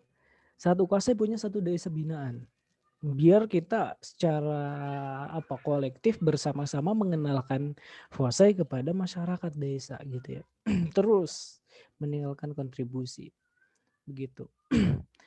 Karena belum semuanya juga tahu tentang FOSE. Nah, begitu pun apalagi di daerah gitu ya teman-teman, apalagi di daerah yang notabene di daerah itu jaringan organisasinya belum terlalu luas gitu ya. Masih banyak organisasi mahasiswa yang lebih luas jaringannya daripada kita gitu ya. Apalagi di daerah. Sama di daerah juga. Yang pertama, pola pikir, ini tips ya. Yang pertama, pola pikir kita jangan pola pikir daerah. Pola pikir kita adalah pola pikir global, solusi daerah gitu ya. Gimana sih itu maksudnya? Setiap audiensi kenalkan kalian sebagai apa namanya, organisasi yang sudut pandangnya dari nasional. Walaupun misalkan kalian dari daerah itu sendiri. Misalkan. Artinya apa? Artinya teman-teman itu punya apa standar tinggi lah istilahnya. Oke, Bapak Ibu, misalkan lembaga A, kita dari FOSE sekian nasional dan kami adalah penanggung jawab wilayah ini, misalkan kayak gitu. Jadi ambil sudut pandang pengurus apa namanya? Ya sudut pandang global. Tapi memberikan solusi lokal. Nah, hadirnya kami di sini bermaksud untuk mengajak kolaborasi, misalkan tentang daerah kita yang masih ABC, misalkan kita punya solusi bagaimana kalau kita kolaborasi ABC, gitu. Jadi benar-benar terlihat teman-teman itu adalah adalah orang yang mewakili atau representasi dari 246 kampus itu, jaringan luas, kayak gitu. Terus yang paling penting juga apa untuk mengenalkan atau audiensi? Teman-teman punya bahan yang mau dibawa. Misalkan teman-teman isunya apa, teman-teman juga punya bahan untuk mengenalkan organisasi teman-teman. Misalkan pakai company profile, pakai apa gitu ya. Jadi yang pertama itu yang harus kita transfer value kita itu adalah organisasi kita. Organisasi kita apa, fokusnya apa, tujuannya apa gitu ya, dan bisa memberikan manfaat apa bagi mitra kita kayak gitu. Itu kalau misalkan mau ngajak kerjasama ke stakeholder gitu ya, yang misalkan lembaga perbankan, lembaga keuangan dan sebagainya kayak gitu. Nah kalau ke masyarakat beda lagi teman-teman. Ke masyarakat itu nggak peduli kita dari mana, kita siapa gitu ya. yang masyarakat inginkan itu kita bisa memberikan apa, biasanya kayak gitu kalau masyarakat itu. Wah, dari pemerintah dari mana juga gak peduli. Masyarakat sekarang juga udah sering banget dibantu sama pemerintah kan, yang 600.000 per kakak gitu kan, yang kayak gitu. Tapi yang masyarakat lihat itu apa yang bisa kita berikan gitu. Makanya harus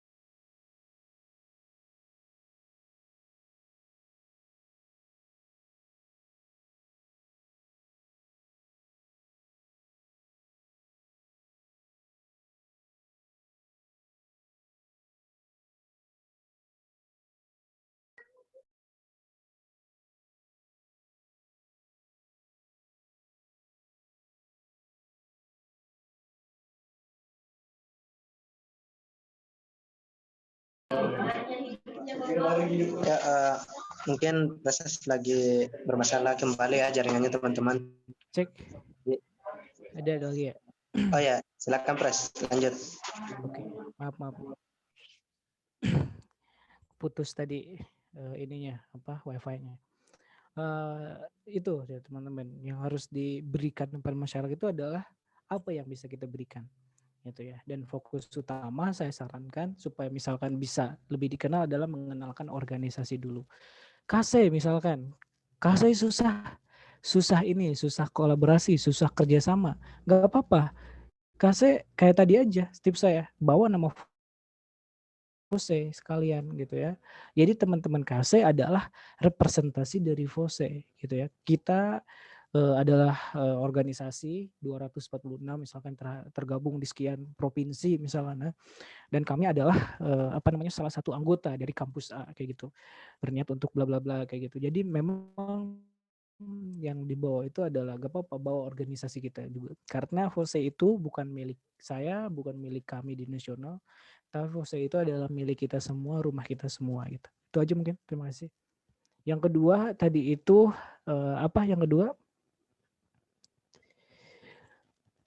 yang kedua lupa lagi tuh. Moderator, Bapak moderator. Terkait dengan keaktifan kader kan di awal-awal. Oh ya, keaktifan ya. Oke. Kalau masalah keaktifan kader nih di awal-awal ikut day misalkan semangat. Kemudian ikut makin kesini makin dikit gitu ya. Nah, itu bukan bukan masalah langka sebetulnya teman-teman ya. Tapi itu masalah yang paling sering ditemui dalam organisasi gitu ya. Baik itu organisasi mahasiswa atau organisasi lain.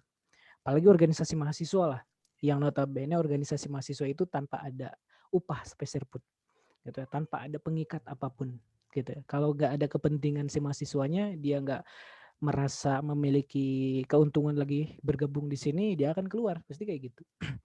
Misalkan keluarnya itu karena mungkin udah beda visi, misalkan ya, beda lingkungan, ataupun wah saya gak bakalan mendapatkan benefit lagi nih, akhirnya keluar kayak gitu. Artinya teman-teman, jangan jangan berpikir masalah itu adalah masalah teman-teman sendiri, tapi itu masalah kita semua yang kita hadapin. Tinggal bagaimana kita memproyeksikan jalan keluar terhadap masalah itu. Dan saya berbicara seperti ini bukan berarti masalah itu bakalan selesai sepenuhnya. Setidaknya teman-teman bakalan mendapatkan kader-kader yang memang sesuai dengan keinginan teman-teman kayak gitu.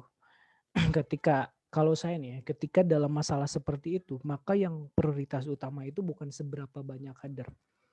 Seberapa banyak kader nggak penting kalau kader itu semuanya nggak berkualitas atau misalkan pada menghilang, gitu kan? Jadi seberapa banyak yang ikut D itu nggak terlalu berpengaruh menurut saya. Wah ini pesertanya D ada 300 pres. Wah iya bagus gitu ya. Istilahnya mereka itu yang baru ta'aruf gitu ya. Yang baru mau mengenal, yang masuk pintu pertama kita. Setelah mereka masuk pintu pertama, mereka nanti akan lebih mengenal, oh gini loh organisasinya. Oh ini loh organisasinya. Wah saya nggak mau misalkan saya mau pulang, saya mau pindah, saya mau cari yang lain, saya mau nggak mau aktif misalkan kayak gitu. Dan begitu pun dikasih saya, maka prioritas utama teman-teman adalah bukan mencari lagi kader-kader yang banyak supaya kader-kader itu tetap terpelihara semuanya. Bukan itu. Tapi prioritas utama pola pikirnya bukan merangkul kembali, tapi memelihara yang ada. Itu yang pertama. Memelihara yang ada. Kasih banyak benefit. Misalkan kalau misalkan gabung FOSE itu nanti bakalan begini, ikut lomba, dapat juara atau dapat apa gitu ya. Nah, terus yang kedua setelah memelihara yang ada itu maka diangkat gitu ya. Jadi brandingnya diangkat biar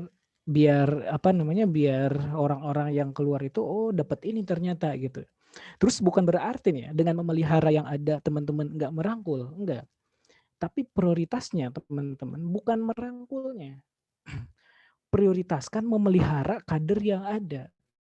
Gitu, memberikan penjagaan, pelatihan, pembinaan kepada kader-kader yang ada. Selagi teman-teman merangkul yang lain. Susah misalkan dirangkul nggak jadi masalah. Yang penting regenerasi organisasi dengan kader yang ada tetap berjalan aman. Kayak gitu. Seperti itu. Misalkan dari 100 kader hanya 50 yang lanjut, misalkan dari 50 hanya 30 yang jadi pengurus, dari 30 hanya 10 yang berorganisasi di FOSE, itu juga udah banyak banget 10 itu. Dari 10 misalkan hanya 1 yang jadi korek misalkan, 2 ke pengurus nasional, wah itu udah luar biasa banget tuh. Nggak mungkin semuanya bakalan aktif gitu ya, nggak mungkin semuanya bakalan aktif.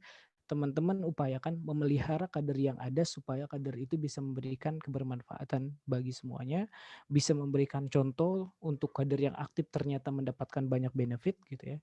Dan juga teman-teman memastikan regenerasi organisasi teman-teman tidak tergadaikan atau tidak terancam. Jadi misalkan yang diharapkan nanti misalkan kita target sih 15 kader yang memang bisa kontribusi. Nah, upayakan 15 itu terpelihara. Kalau misalkan kurang dari 15 bagaimana? Ya berarti minimal gitu ya. Nggak ada satupun gitu ya. Minimal per kepala departemen satu, per departemen satu. Satu ketua, kemudian sekben 2, departemen 3 misalkan ya, cukup tuh 6 orang gitu minimal 6. Ya gitu. Tapi semua nggak ada yang seperti itu ya. Itu plan A sampai plan Z. Apalagi pandemi. Pandemi seperti ini teman-teman. Saran saya nih ya, setelah saya kan waktu jadi korek, masa awal saya memimpin masih normal. Setelah saya memimpin pertengahan ya, tengah periode saya memimpin udah new normal. Jadi saya antara normal dan new normal tuh. Nuansa kaderisasi ketika normal dan new normal kalau disamakan itu berbeda teman-teman.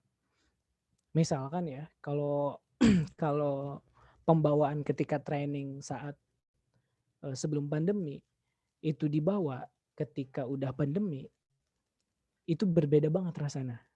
Contohnya yang awal-awal di Jabar nih, agak tahu kalau di regional teman-teman, di Jabar dulu sebelum pandemi itu pembawaannya serius gitu ya. Jadi kayak benar-benar ditekankan serius walaupun ada games-gamesnya. Nah, tapi saat pandemi hal seperti itu susah. Bahkan banyak kader yang apa namanya yang nggak on cam bahkan ya, nggak on cam, nggak tahu di yang ikut training apakah orangnya atau HP-nya aja gitu atau laptopnya doang. Nggak tahu tuh. Akhirnya tahun-tahun apa namanya training setelahnya FLF masa akhir kepengurusan saya coba buat bersama teman-teman itu nuansa yang baru. Jadi penuh dengan apa ya? Penuh dengan games lah, penuh dengan games benar-benar. Saya bilang ke Presnasnya, Pres mungkin muatannya akan tetap sama, cuma saya tambah muatan apa namanya hiburan lebih banyak. Kemudian apa challenge-nya lebih unik kayak gitu. Contohnya nih ya teman-teman, saya buat waktu itu FLF itu ada kayak Kahoot ya teman-teman, permainan Kahoot gitu ya. Setiap apa namanya setiap FGD-nya atau sesi tanya jawab, bukan sesi tanya jawab, kayak ada pretest ya post test ya, ada post test. Nah dengan Kahoot misalkan kayak gitu supaya lebih seru gitu ya. Terus kita buat semacam supaya semuanya on cam, semacam challenge gitu ya, challenge apa namanya waktu itu apa ya saya lupa. Oh ya, challenge-nya itu adalah apa namanya si peserta yang mengikuti training itu misalkan ada behind the scene-nya itu loh, ada ya di belakang layar itu. Sekarang misalkan ada yang sedang di rumah, ada yang sedang sama keluarga, ada yang sedang nonton TV gitu ya. Itu ada behind the scene-nya. Dan yang paling unik itu dikasih hadiah gitu ya. Yang paling taat ada hadiah, yang paling unik ada hadiah gitu ya. Yang paling taat misalkan ya dia duduk sendiri misalnya di tempat dia virtual meeting gitu ya, itu taat banget gitu kan. Ada juga yang nggak taat gitu, tapi nggak apa-apa, kita kasih hadiah yang paling uniknya. Misalkan sambil ngapain, ada dulu itu sambil masak dia itu apa namanya ya, dia ikut ini di dapur gitu ya sambil ke penggorengan sambil liatin layar. Ada yang sambil masak, ada yang sambil nyetrika gitu ya, dikirimin tuh, pas dikirimin di hari terakhir FLF itu dikirimin semuanya sambil nyetrika. Nah, yang paling unik pada waktu itu sambil ngerjain tugas, makan, dan sambil maskeran. 3 aktivitas dalam satu waktu. Termasuk sambil virtual meeting. Dia ikut FLF, lagi makan, lagi maskeran, gitu ya, sambil ngerjain tugas, ada buku. Nah, itu yang paling juara pada waktu itu, yang juara yang teruniknya gitu ya, yang terrapihnya ada juga kayak gitu. Artinya apa? Artinya situasi saat virtual seperti ini karena gak bisa bertatap muka, maka diupayakan kita sebagai bagaimanapun caranya sebisa mungkin supaya si teman-teman kader itu bisa hadir di depan layar, baik itu dia mendengarkan secara langsung ataupun misalkan sambil ngapain juga apa salah, yang penting hadir aja depan layar minimal, nggak ditinggalin gitu ya. Iya. Bisnya. Udah bertanya kan dari malam berapa harganya sewa alat mulai 15 saya nggak itu. Saja mungkin ada pertanyaan terakhir tadi apa? Pertanyaan terakhir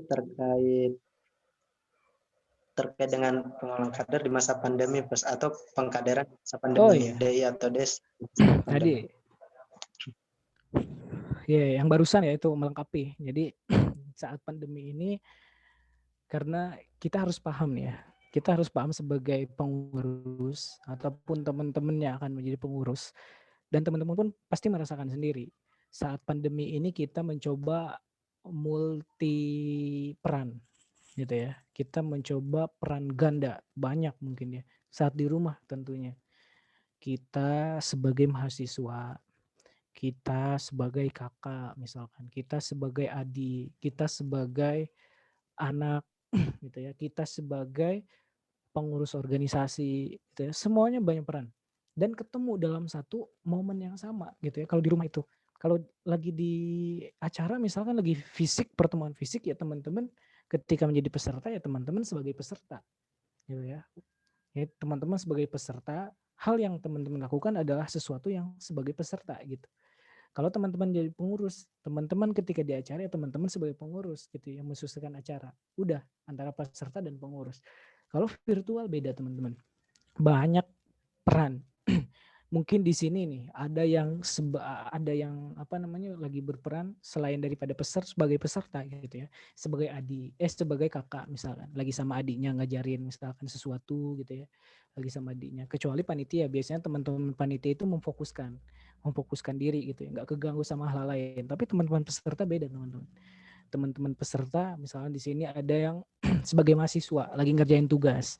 Jadi sekalian lihat FDT, sekalian lihat tugas gitu ya. Ada yang mungkin di sini lagi sebagai sebagai ya lagi bekerja misalnya ya, sebagai karyawan sambil bekerja. Ada juga tuh saya waktu ngisi di mana ya, dia itu sekalian mahasiswa juga menjaga minimarket. Jadi sambil melayani pelanggan tuh. Saya lagi ngisi kayak gini sambil melayani pelanggan. Itu banyak sekali perannya gitu. Maka teman-teman kalau misalkan teman-teman pengurus belum bisa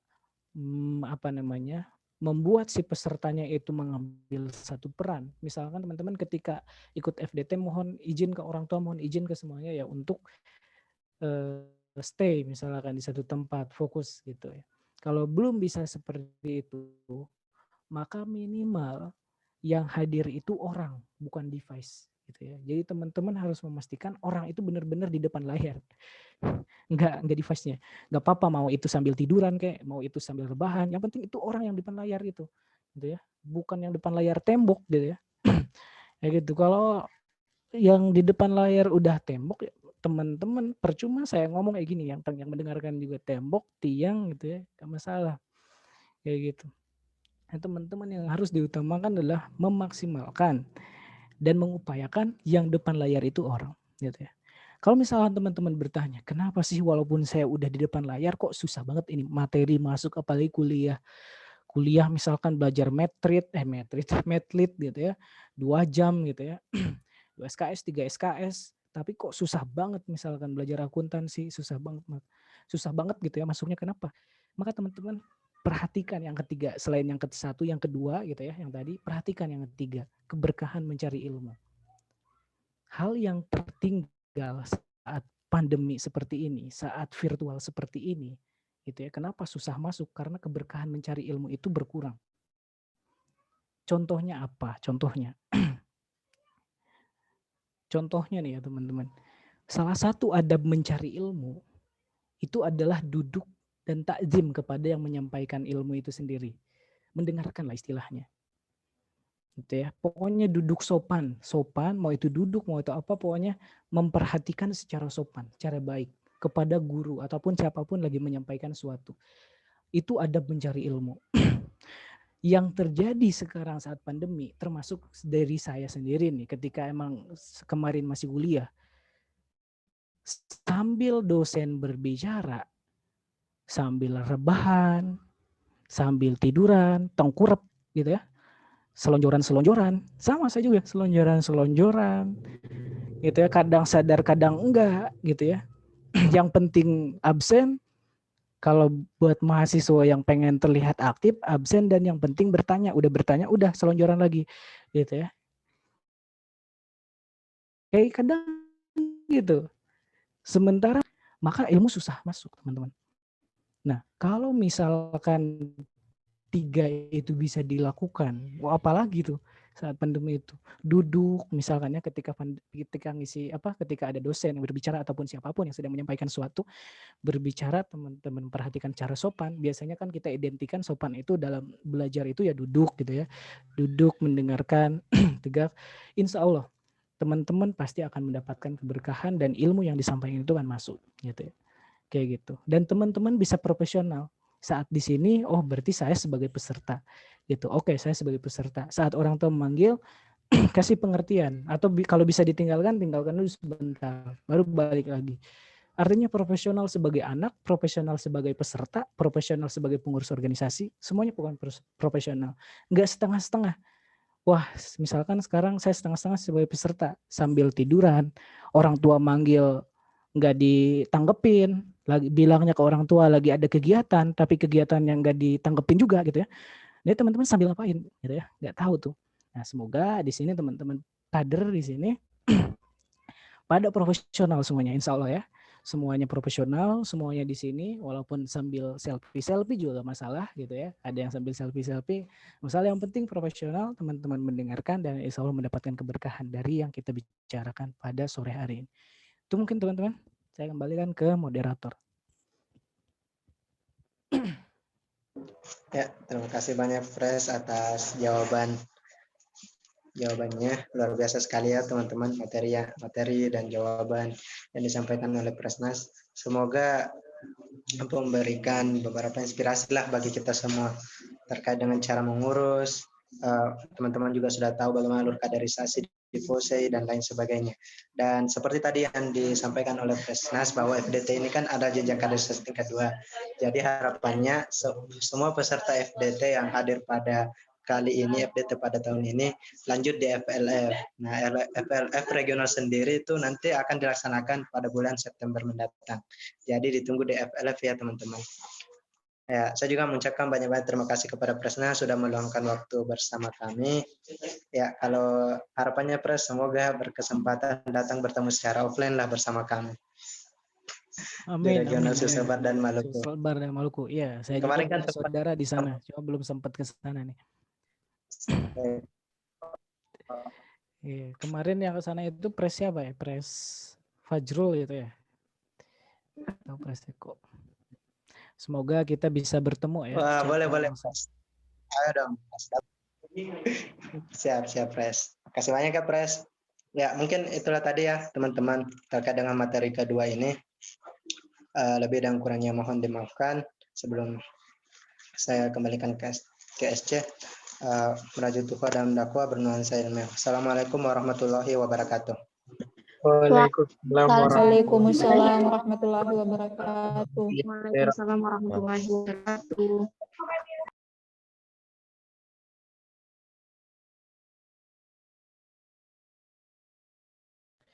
Oke, terima kasih teman-teman ya. Saya izin pamit, tetap semangat ya. Dan izin pamit juga nih kepada pengurus dan panitia. Kak, terima kasih Kak waktunya. Ya. Syukran Pres. Assalamualaikum. Waalaikumsalam.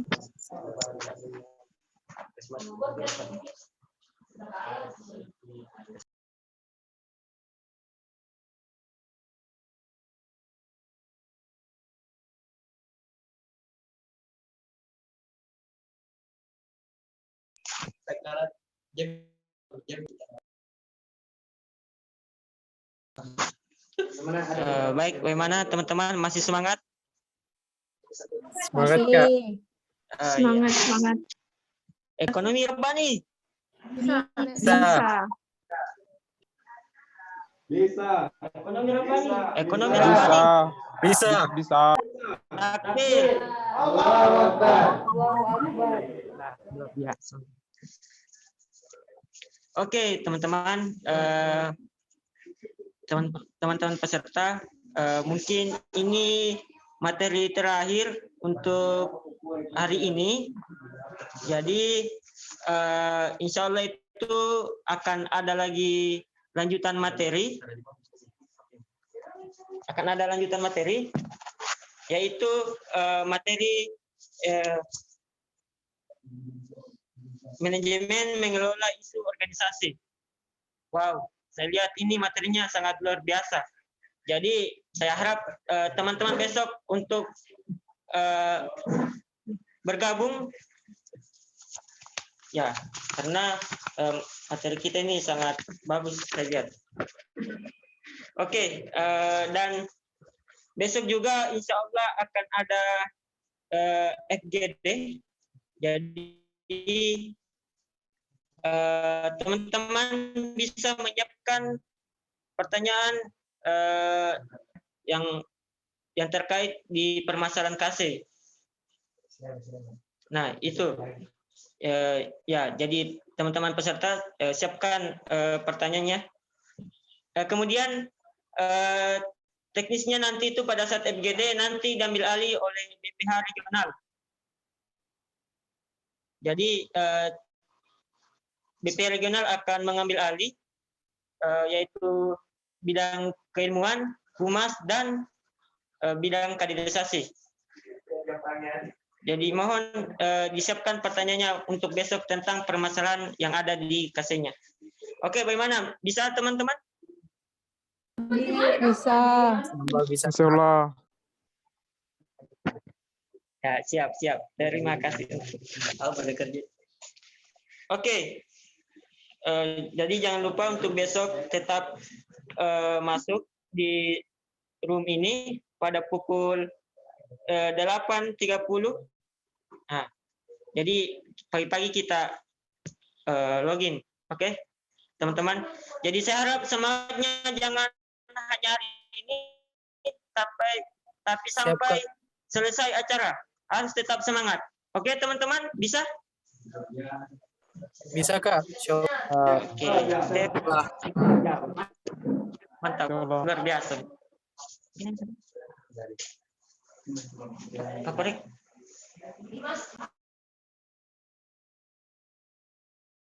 Jadi terima kasih atas partisipasi teman-teman pada hari ini. Tetap semangat dan jaga kesehatannya. Saya Adi Jaya. Mohon undur diri, sampai ketemu besok pada pukul 8.30.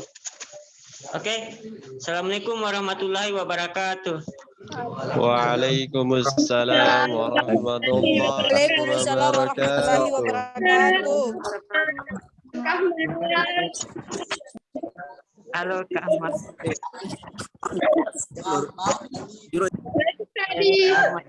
Jadi orang bonim Kak Ahmad. Jadi orang bonim Kak Ahmad. Mami jadi orang bonim Kak. Astaga. Ya, terima kasih. Ya, silakan live, Dek. Udah semua.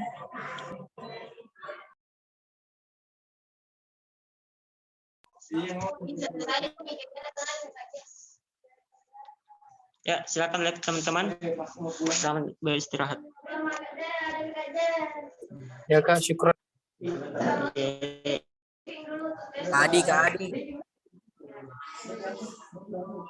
Kak Adi. Iya, Malik. Iya. Malik bertanya Untuk tidak? hari ini tampan sekali.